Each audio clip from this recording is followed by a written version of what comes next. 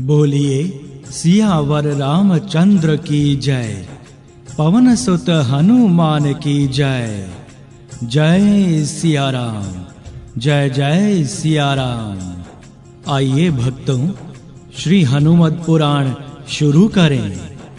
माता अंजना स्वर्गाधीप शचीपति इंद्रदेव की रूप गुण संपन्ना अप्सराओं में पुंजक स्थला नाम की एक प्रख्यात अप्सरा थी।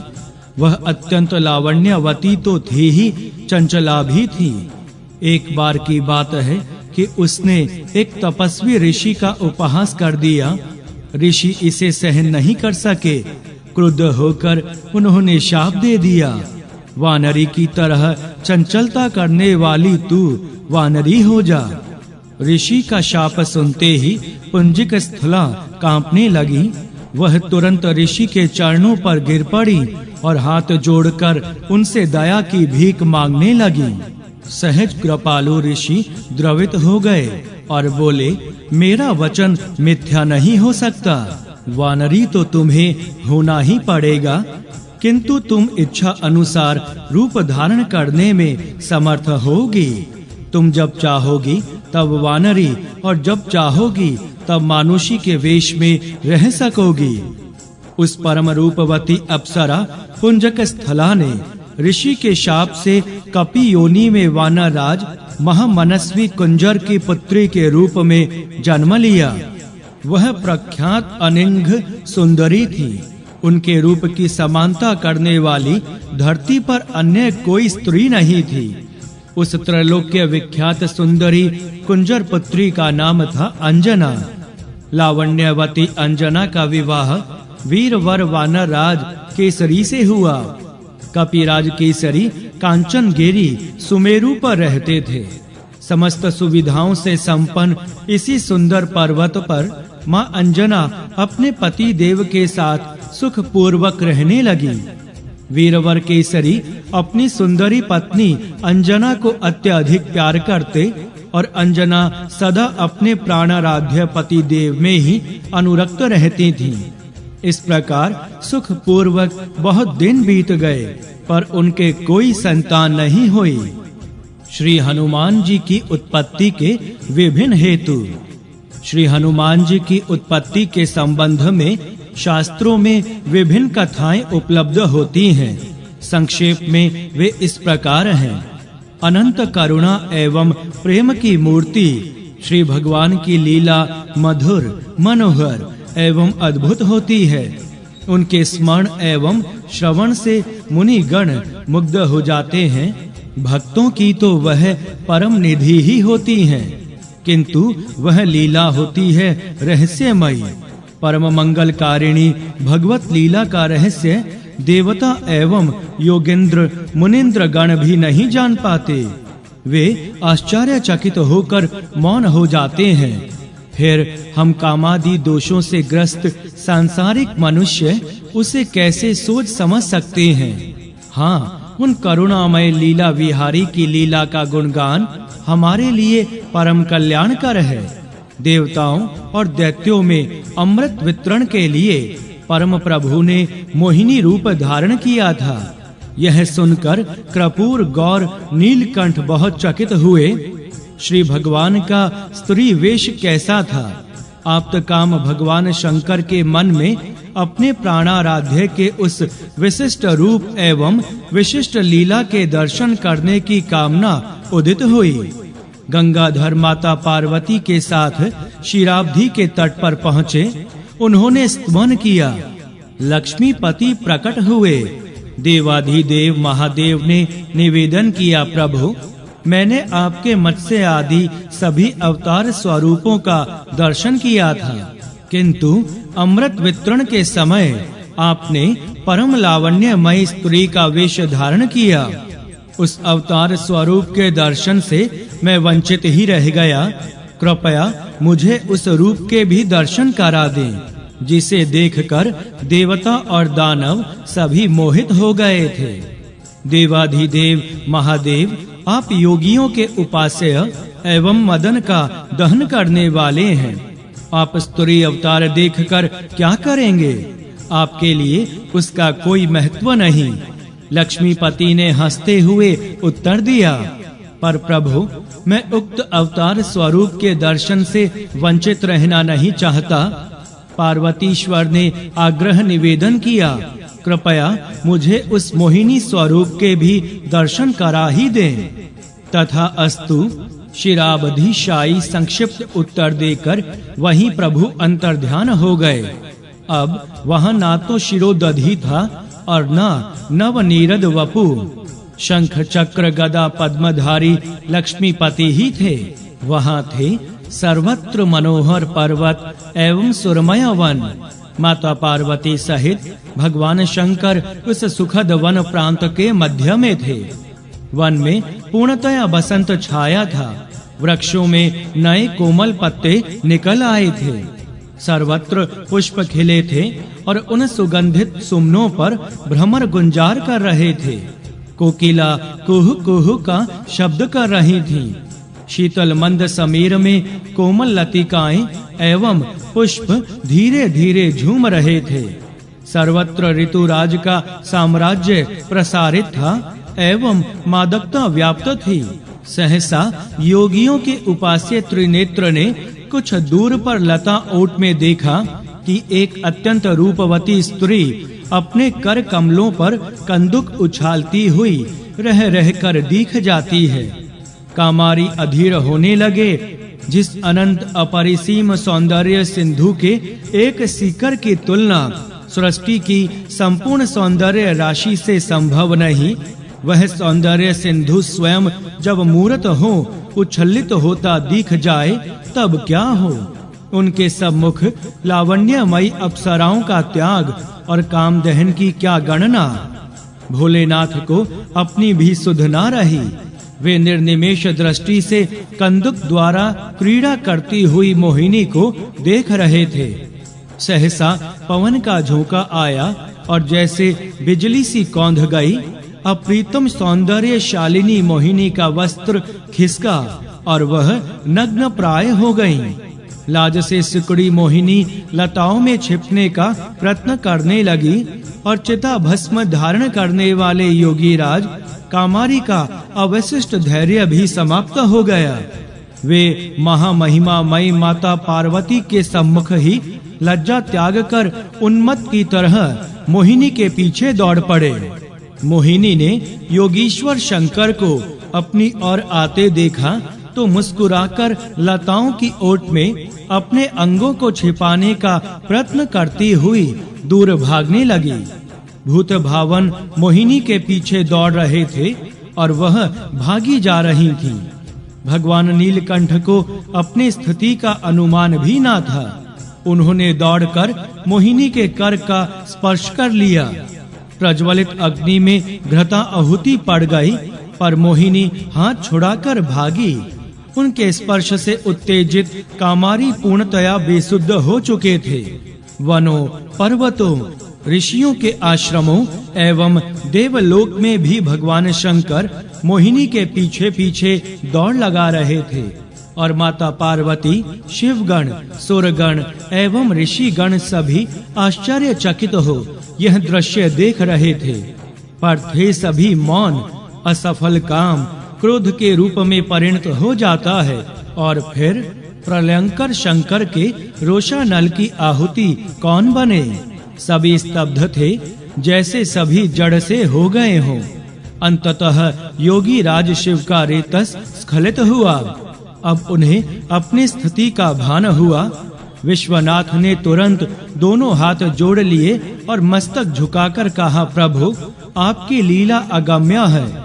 आपकी माया का पार पाना संभव नहीं।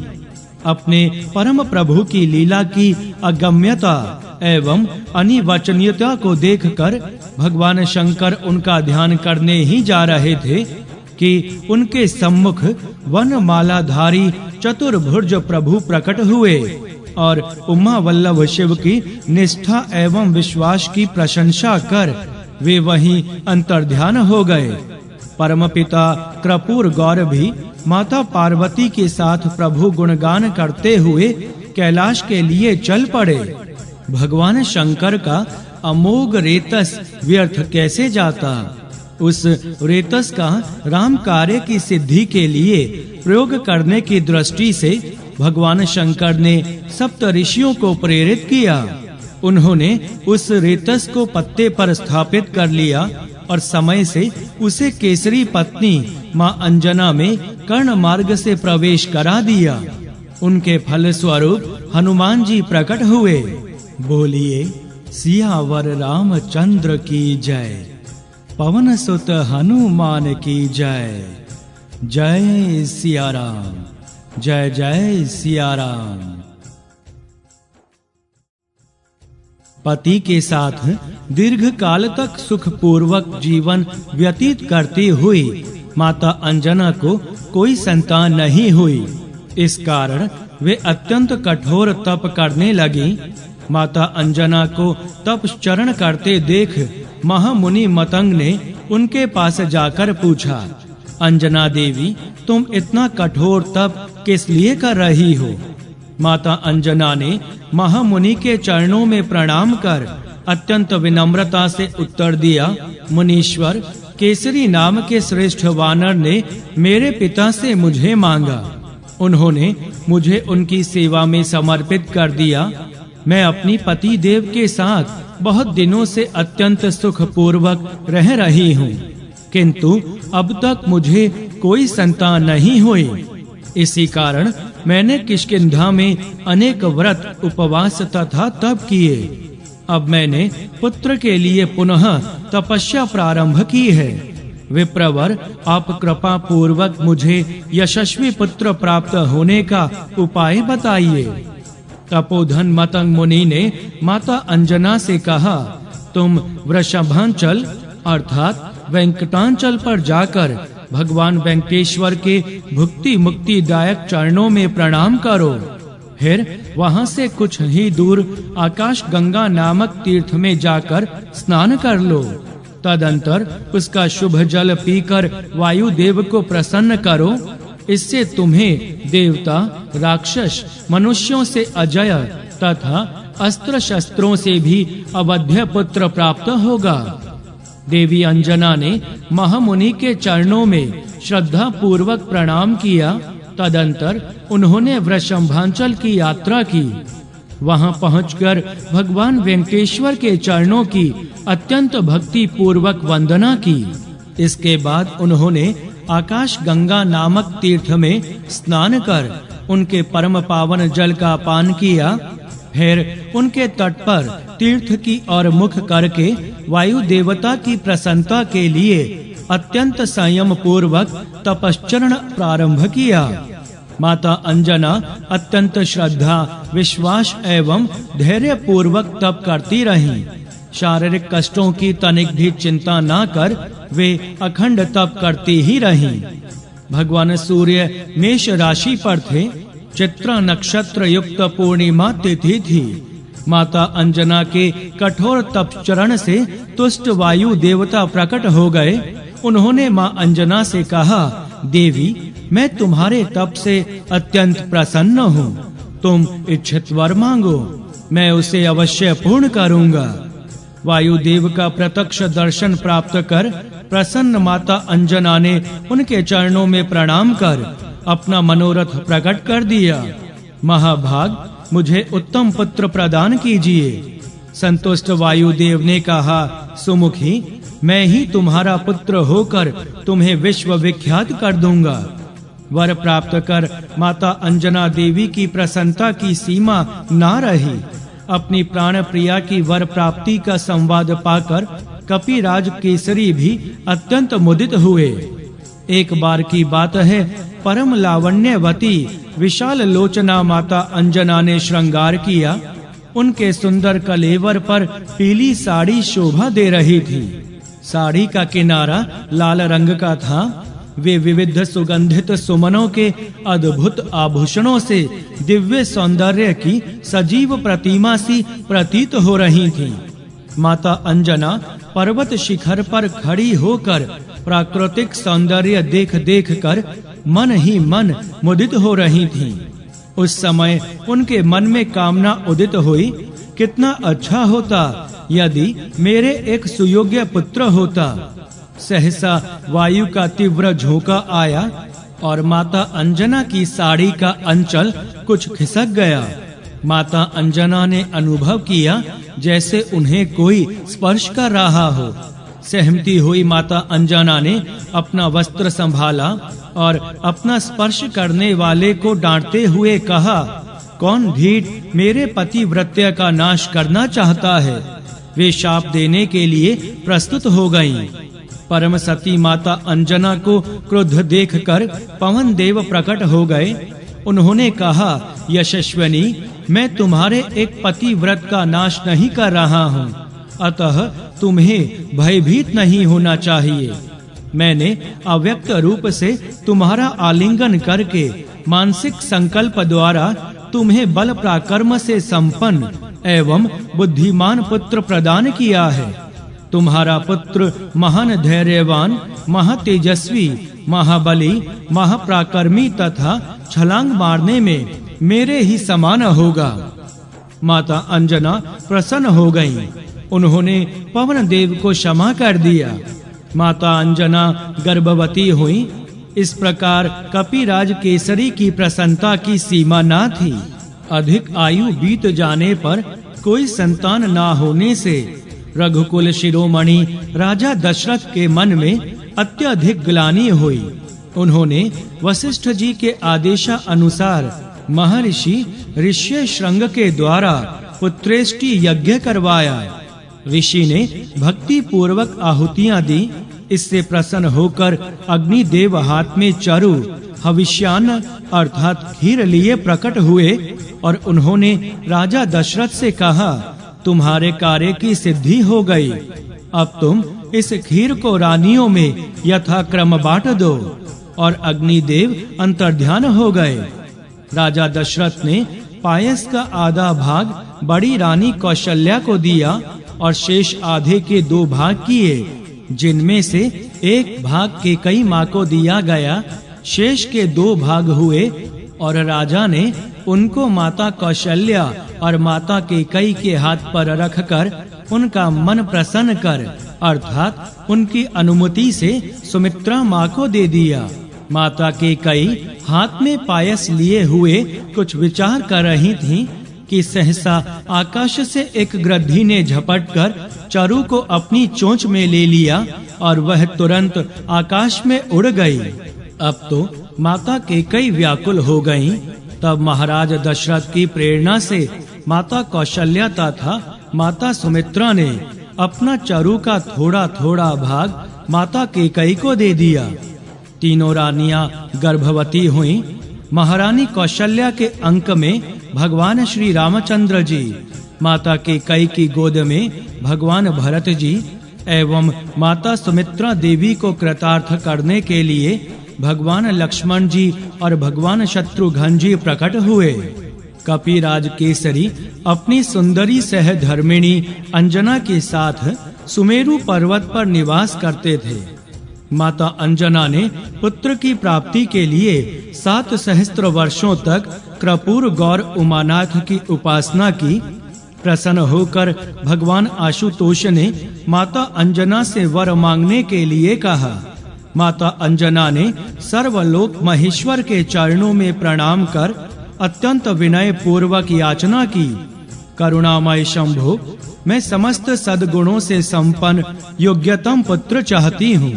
प्रसन्न होकर भगवान भोलेनाथ ने कहा, 11 रुद्रों में से मेरा अंश 11वां रुद्र रूप ही तुम्हारे पुत्र के रूप में प्रकट होगा। तुम मंत्र ग्रहण करो। पवन देवता तुम्हें प्रसाद देंगे। पवन देव के उस प्रसाद से ही तुम्हें सर्वगुण संपन्न पुत्र की प्राप्ति होगी। पार्वतीश्वर अंतर्ध्यान हो गए और माता भगवती अंजना अंजलि पसारे शिव प्रदत्त मंत्र का जप करने लगी। उसी समय उक्त गृहदी केकई के भाग का पायस लिए आकाश में उड़ती हुई जा रही थी।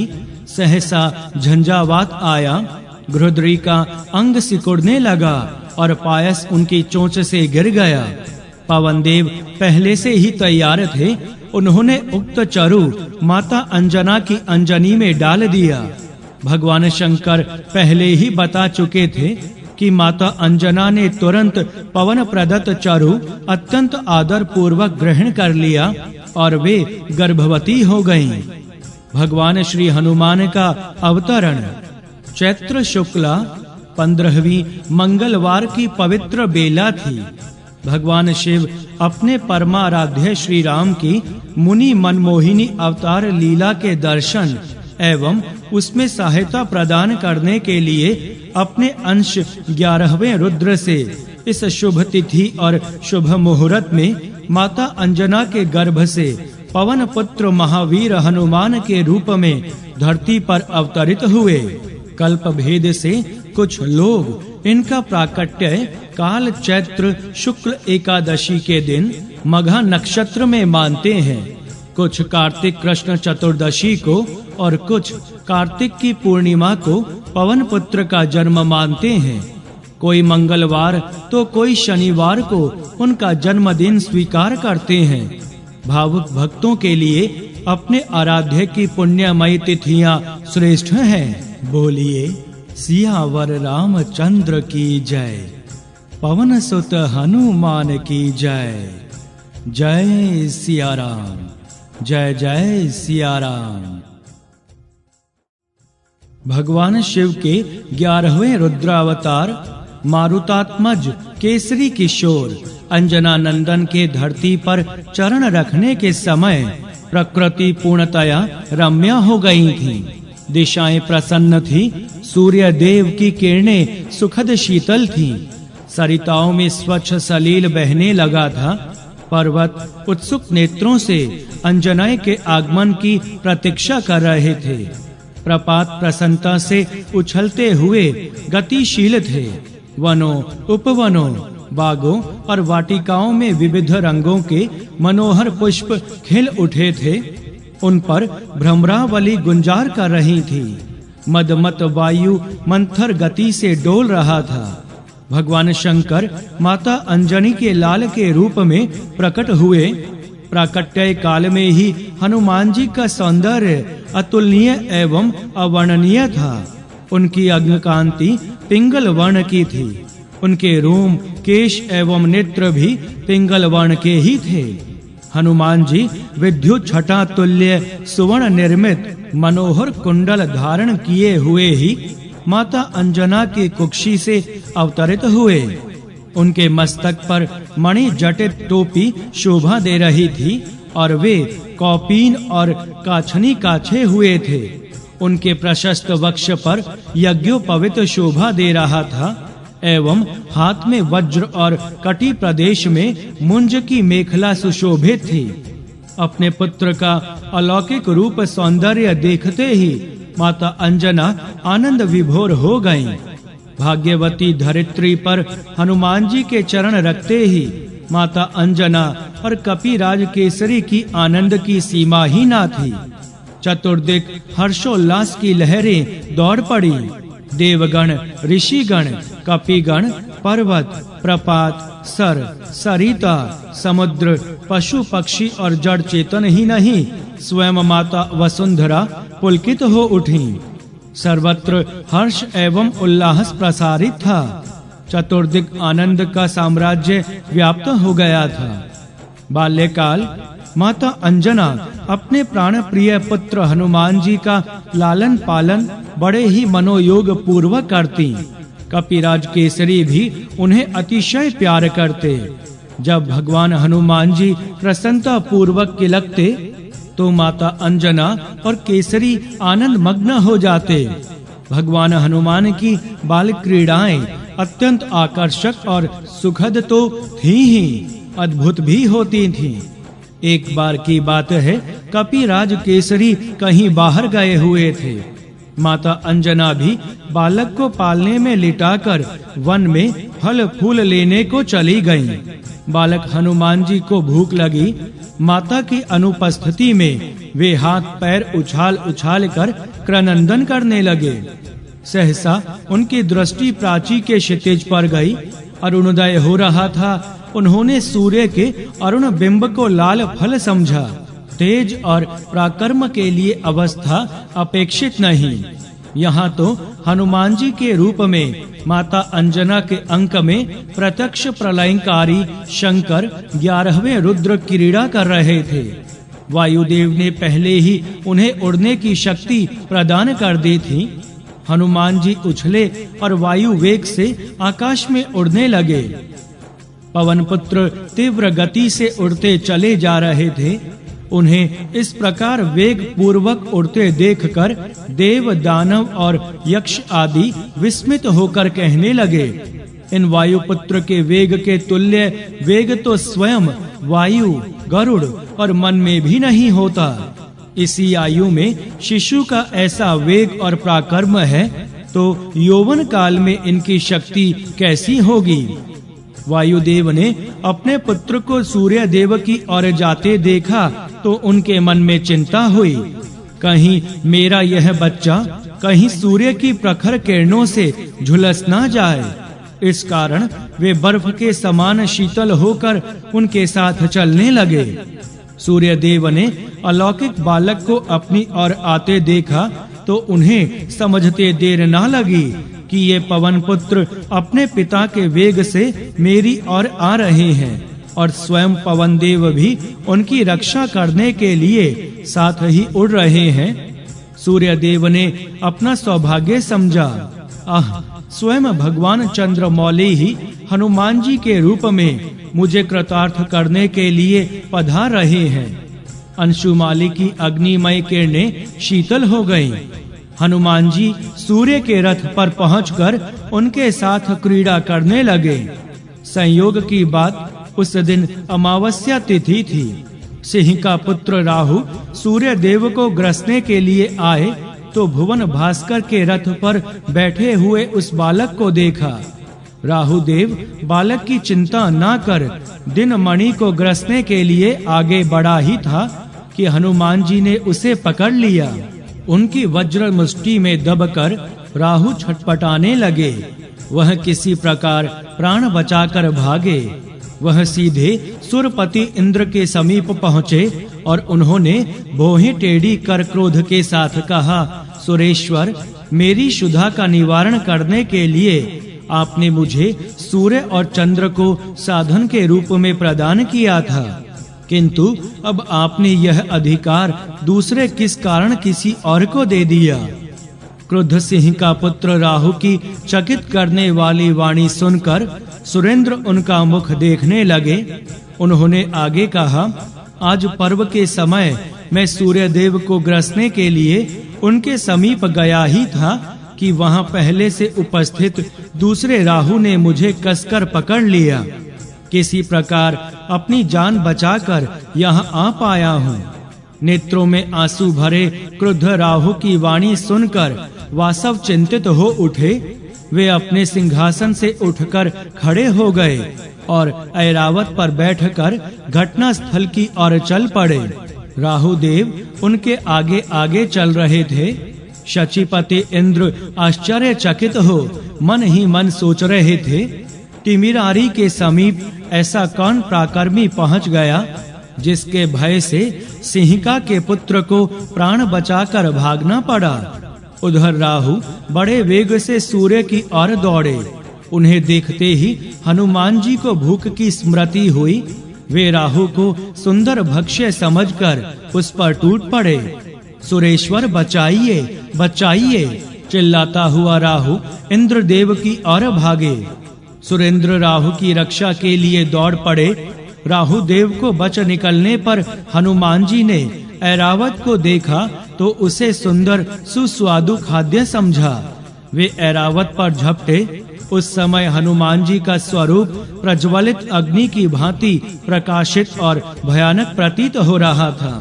इंद्रदेव डर गए। अपनी रक्षा के लिए उन्होंने बालक पर वज्र से प्रहार किया। वह हनुमान जी की बाईं हनु ठुड्डी में लगा, जिससे उनकी हनु टूट गई और वे छटपटाते हुए पर्वत शिखर पर गिरकर मूर्छित हो गए। अपने प्राण प्रिय पुत्र को वज्र के आघात से छटपटाते देखकर वायुदेव इंद्र पर अत्यंत कुपित हुए। शक्तिशाली वायुदेव ने अपनी गति रोक दी और वे अपने पुत्र को अंक में लेकर पर्वत की गुफा में प्रविष्ट हो गए। फिर तो त्रिभुवन के समस्त प्राणियों में श्वास आदि का संचार रुक गया। उनके अंग प्रत्यंगों के जोड़ टूटने लगे और वे सब के सब सूखे काठ की तरह अवसन्न हो गए। उनके सारे धर्म कर्म रुक गए। प्राण संकट से भयभीत इंद्रदेव, देव, गंधर्व, असुर, नाग, गुहक आदि जीवन रक्षा के लिए भगवान ब्रह्मा जी के पास दौड़े। भगवान ब्रह्मा जी सबको लेकर उस गिरी गुफा में पहुँचे जहाँ पवन देव अपने पुत्र को अंक में लेकर वक्ष से सटाए हुए दुखातिरेक से आंसू बहा रहे थे।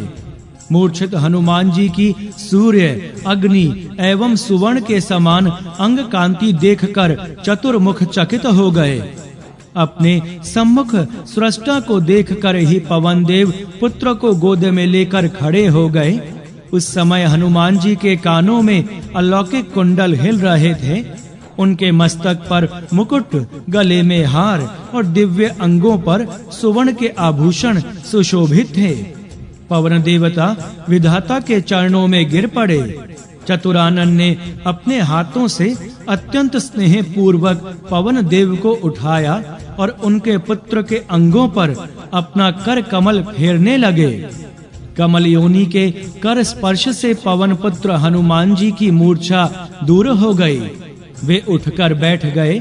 अपने पुत्र को जीवित देखते ही जगत के प्राण स्वरूप पवन देव पूर्ववत बहने लगे और त्रैलोक्य को जीवन दान मिला। बोलिए सियावर रामचंद्र की जय।